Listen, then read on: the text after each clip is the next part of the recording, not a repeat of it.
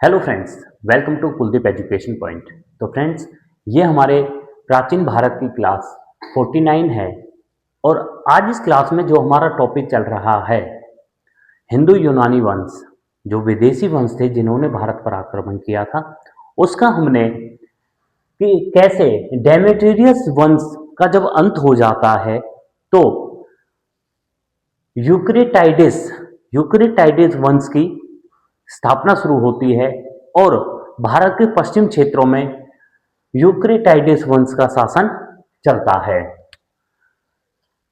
Demetrius वंश के बाद भारत के पश्चिमी क्षेत्रों पर यूक्रेटाइडिस वंश की स्थापना होती है और यूक्रेटाइडिस वंश के दो राजाओं का उल्लेख मिलता है ज्यादातर। वो दो राजा हैं जैसे एंटियालकिड्स और हर्मियस। एंटियालकिड्स, ये कहा जाता है कि एंटियालकिड्स प्रथम शासक था और एंटियालकिड्स ने ही तक्षशिला का राजा बना था और तक्षशिला को अपनी राजधानी बनाया था। नेक्स्ट पॉइंट है हमारा कि सोंग नरेश, जो सोंग वंश था, सोंग नरेश भागभद्र भागभद्र के जो विदेशा क्षेत्र में इनका राजदरबार था और इनके राजदरबार में एंटियालकिड्स ने हेलियोडोरस हेलियोडोरस नामक राजदूत को भेजा था। दोबारा से देखिए कि सोंग नरेश बागभद्र के विदेशा क्षेत्र के राजदरबार में एंटियालकिड्स ने हेलियोडोरस नामक राजदूत को भेजा था। नेक्स्ट पॉइंट आता है हमारा कि अगाथोलिक शासक के सिक्कों पर अगाथोलिक शासक के सिक्कों पर भगवान कृष्ण और भगवान बलराम के चित्र मिले हैं। नेक्स्ट पॉइंट है हमारा कि यूक्रेटाइडस वंश का जो अंतिम राजा था वो था हर्मियस। अब जब भारत में हिंदू यूनानी शासक आए थे तो हिंदू यूनानी शासक के आने से भारत में कुछ परिवर्तन हुए थे या हिंदू यूनानी शासकों की वजह से भारत में कुछ नई चीजें या नई विधियां शुरू हुई थी। जैसे सर्वप्रथम भारत में जो सोने के सिक्के चलाए थे वो हिंदू यूनानियों ने चलाए थे और इन सोने के सिक्कों पर राजा का चित्र व तिथि लिखी होती थी। दोबारा से ध्यान दीजिए कि सबसे पहले जो सोने के सिक्के चलाए थे वो हिंदू यूनानियों ने चलाए थे और इन सिक्कों पर राजा का चित्र व तिथि लिखी होती थी। नेक्स्ट पॉइंट आता है कि यूनानियों ने गांधार कला का विकास हुआ था, मतलब भारत में गांधार कला का विकास हुआ था और यह कला भारतीय कला और ग्रीक कला को मिलाकर होती थी। नेक्स्ट पॉइंट आता है कि भारत ने ज्योतिषी के क्षेत्र में भी प्रेरणा ली थी। नेक्स्ट पॉइंट आता है कि भारत में नवीन शैली का विकास हुआ था जो थी हेलेनिस्टिक कला। हेलेनिस्टिक कला का भारत में जो नई शैली थी उसका विकास हुआ था। नेक्स्ट पॉइंट आता है कि भारतीय रंगमंच में यवनिका पर्दा का शुभारंभ यूनानियों ने किया था। नेक्स्ट पॉइंट है हमारा कि गार्गी संहिता में, जो ग्रंथ है गार्गी संहिता जिसकी रचना ऋषि गर्ग ने करी थी, उसमें गार्गी संहिता में यवन व यूनानियों को बर्बर कहा गया है। तो ये थे हमारे हिंदू यूनानियों के वंश और हिंदू यूनानियों के आने से भारत में कौन कौन से बदलाव हुए थे और कौन कौन से नई चीजें आई थी। जो हमारा अगला वंश आता है, जो विदेशी वंश है जो हमारा, वो है हमारा शक वंश। और ये कहा जाता है कि शक वंश मध्य एशिया से भारत में आए थे और इन्हें भारत में क्षत्रप भी कहा जाता था और ये ईरान के रास्ते से भारत में आए थे। यूनानियों के बाद जब भारत में शक आए थे मध्य एशिया से, ईरान के रास्ते से जब ये आए थे तो शकों की 5 शाखाएं थी और ये जब आए थे तो ये भारत में भारत के पंजाब क्षेत्र में और अफगानिस्तान में बसे थे। तो इनकी जो एक शाखा थी वो अफगानिस्तान में बस गई थी और इनकी दो दो शाखाएं, उत्तरी क्षत्रप जिन्हें उत्तरी शक कहते हैं और पश्चिमी क्षत्रप जिन्हें पश्चिमी शक कहते हैं, उसमें विभाजित हो गई थी। जो उत्तरी शक थे हमारे, उत्तरी क्षत्रप थे, ये भी दो भागों में विभाजित हो गए थे। एक जो क्षत्रप थे, एक शाखा जो थी वो तक्षशिला क्षेत्र में जाकर रहने लगी थी और जो दूसरी शाखा थी वो मथुरा के क्षेत्र में रहने लगी थी। तो उत्तरी जो क्षत्रप थे वो तक्षशिला और मथुरा के क्षेत्रों में रहने लगे थे। एक शाखा मतलब कुछ शक पश्चिमी क्षेत्र में भी चले गए थे और जो पश्चिमी शक हैं या पश्चिमी क्षत्रप हैं, इनके भी दो भागों में, दो शाखाओं में ये पहली जो शाखा थी वो मालवा मध्य प्रदेश में चली गई थी और दूसरी जो शाखा थी वो नासिक महाराष्ट्र में चली गई थी। तो इस प्रकार से जब पांच शाखाएं, शक वंश की पांच शाखाएं भारत में आई थी तो वो पांच शाखाएं भारत के अलग अलग क्षेत्र में बसने लगी थी। जो सबसे पहले जो उत्तरी क्षत्रप थे और उत्तरी क्षत्रप में जो तक्षशिला के क्षेत्र में रहते थे, तक्षशिला क्षेत्र के जो शक वंश था, शक वंश व क्षत्रप वंश था, क्षत्रप जो तक्षशिला का क्षत्रप वंश था, इसकी जो स्थापना करी थी, इसका जो संस्थापक था वो था मेउस, वो था मेउस शासक। और यह कहा जाता है कि मेउस शासक का जो शासन काल चला था वो 20 ईसा पूर्व से 22 ईसा तक चला था। नेक्स्ट पॉइंट आता है हमारा कि मेउस शासक ने तक्षशिला अपनी राजधानी बनाई थी।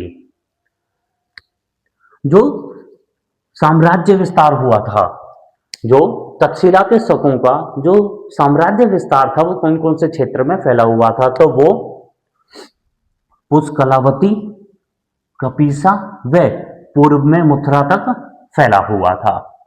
नेक्स्ट पॉइंट आता है कि तक्षशिला के जो शक थे उनके जो अन्य शासक थे, मतलब स्थापना तो मेउस ने करी थी परंतु जो अन्य शासक थे वो थे एजेज व एलिलिएज, एजेज और एलिलिएज। तो ये थी हमारी पहली शाखा जो तक्षशिला में आकर बसी थी। दूसरी शाखा आती है हमारी मथुरा के शक वंश, जिन्हें क्षत्रप वंश भी कहा जाता है। तो जो मथुरा में जो शक वंश रहते थे उसका जो संस्थापक है वो है राजुल, वो है राजुल, जिसे राजवुल भी कहा जाता है।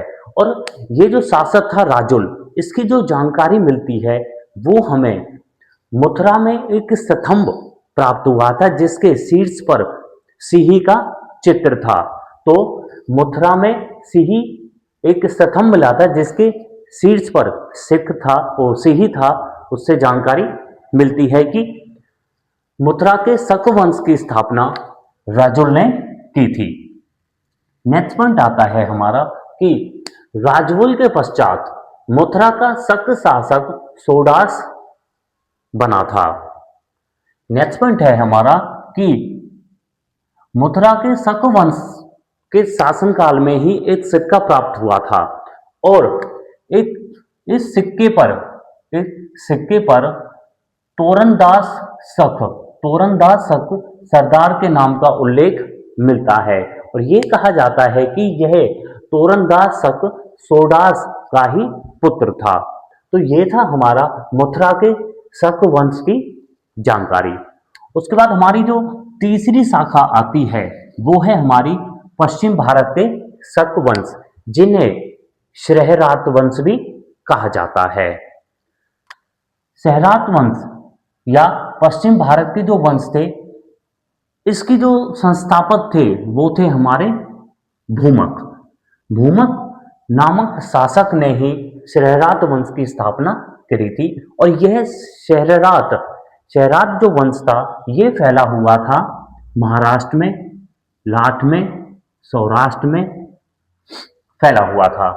और इस वंश का, शहरात वंश का जो प्रसिद्ध शासक था वो था नहपान, और नहपान का जो शासनकाल बताया जाता है वो 119 ईसा से 125 ईसा तक बताया जाता है।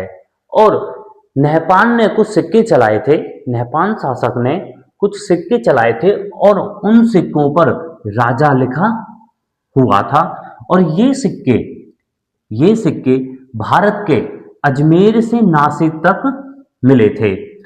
दोबारा से ध्यान दीजिए कि शहरात वंश के सिक्कों पर, जो शहरात वंश के सिक्के चलाए गए थे इस शासन में, उन पर राजा लिखा हुआ था और ये सिक्के अजमेर से नासिक तक मिले थे। नेक्स्ट पॉइंट आता है हमारा, शहरात वंश के जो सोने व चांदी के सिक्के थे, इन सोने और चांदी के सिक्कों की जो विनिमय दर का अनुपात था वो 1/35 था। मतलब एक सोने का सिक्का बराबर था 35 चांदी के सिक्कों के।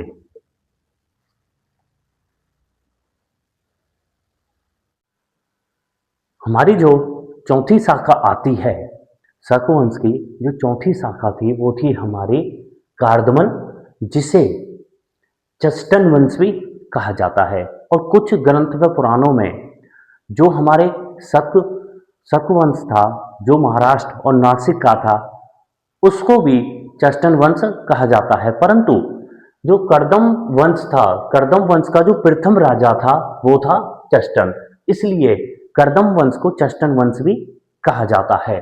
और चस्टन वंश उज्जैन और मालवा में आके बसे थे। नेक्स्ट पॉइंट है हमारा कि कार्दमन वंश की जो स्थापना करी थी वो चस्टन ने करी थी। चस्टन कार्दम वंश के प्रथम राजा थे। और चस्टन शासक के बाद जो कार्दमन वंश का शासक बना था वो बना था रुद्रदामन या फिर रुद्रदामन प्रथम। और रुद्रदामन का प्रथम का जो शासनकाल चला था वो 130 ईसा से 150 ईसा तक चला था। और ये कहा जाता है कि जितने भी शासक थे उनमें से सबसे प्रतापी व सबसे प्रसिद्ध जो राजा था वो रुद्रदामन प्रथम था। रुद्रदामन के जो विजय इन्होंने प्राप्त करी थी, जो इनका व्यक्तित्व था, वह इनके कीर्ति संबंध विवरण की जो जानकारी मिलती है हमें वो मिलती है जूनागढ़ अभिलेख से। अगर जूनागढ़ अभिलेख का संबंध पूछा जाता है तो वो रुद्रदामन प्रथम से माना जाता है। नेक्स्ट पॉइंट है हमारा कि रुद्रदामन का जो जूनागढ़ अभिलेख था ये गिरनार पर्वत से प्राप्त हुआ है। और ये गिरनार पर्वत से 150 ईसा में प्राप्त हुआ था। और इस अभिलेख की जो भाषा थी वो थी संस्कृत और लिपि थी ब्राह्मी। दोबारा से देखिए कि रुद्रदामन का जो अभिलेख था जूनागढ़ अभिलेख गिरनार पर्वत से जो गुजरात में है वहां से प्राप्त हुआ है। और ये अभिलेख संस्कृत भाषा में था और लिपि थी ब्राह्मी। और इसी अभिलेख से हमें रुद्रदामन प्रथम की जानकारी मिलती है। नेक्स्ट पॉइंट आता है हमें कि इस अभिलेख में, जूनागढ़ अभिलेख में संस्कृत काव्य शैली का प्राचीनतम साक्ष्य माना जाता है। मतलब जूनागढ़ अभिलेख में संस्कृत काव्य शैली का सबसे प्राचीनतम अभिलेख माना जाता है। नेक्स्ट पॉइंट है हमारा कि जूनागढ़ अभिलेख की जो खोज हुई थी, मतलब जूनागढ़ अभिलेख जब प्राप्त हुआ था वो थी हमारी 150 ईस्वी में। नेक्स्ट पॉइंट है कि जूनागढ़ अभिलेख के अनुसार जूनागढ़ अभिलेख में संपूर्ण जानकारी मिलती है रुद्रदामन प्रथम की।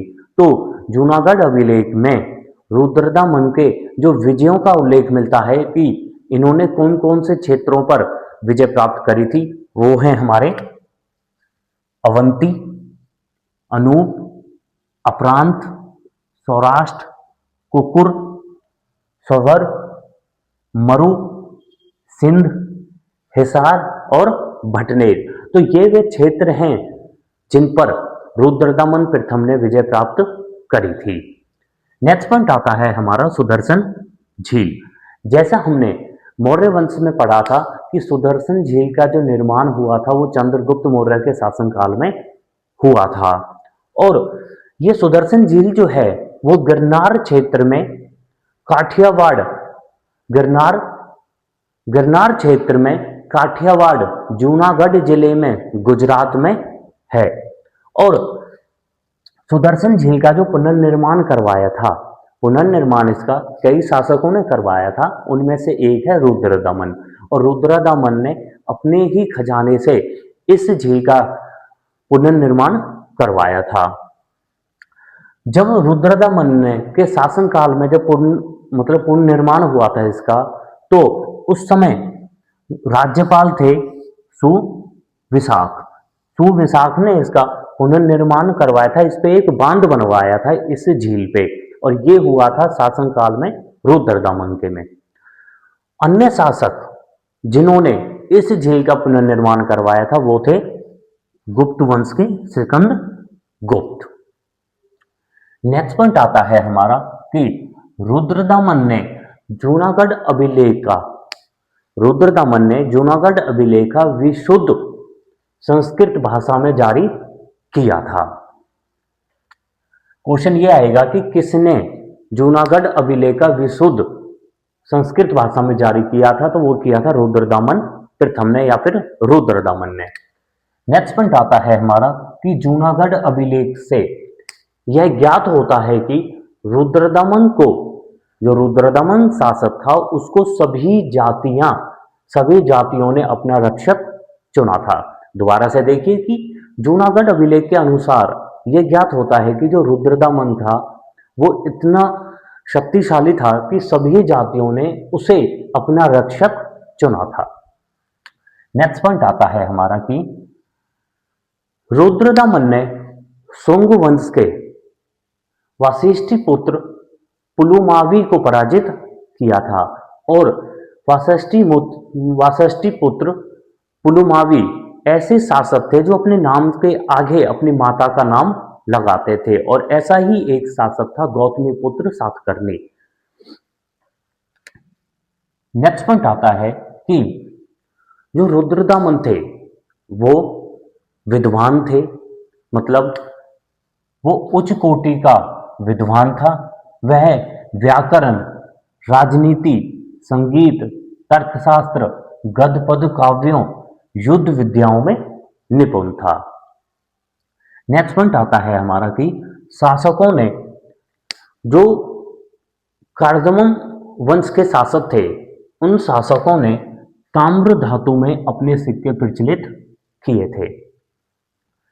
नेक्स्ट पॉइंट है कि महाभाष्य जो ग्रंथ है, महाभाष्य ग्रंथ जिसकी रचना पतंजलि ने करी थी, महाभाष्य ग्रंथ में जो शक वंश थे, शक वंश के जो शासक हैं, इनको अनिवार्षित कहा गया है।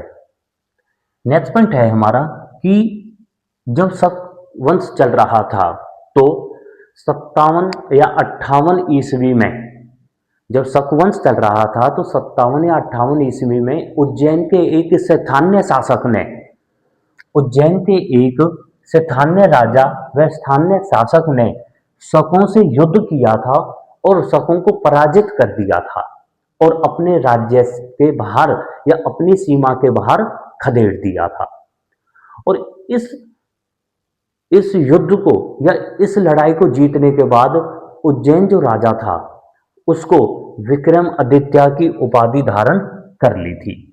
तो विक्रमादित्य की उपाधि धारण करने वाला पहला जो था वो था उज्जैन का स्थानीय शासक।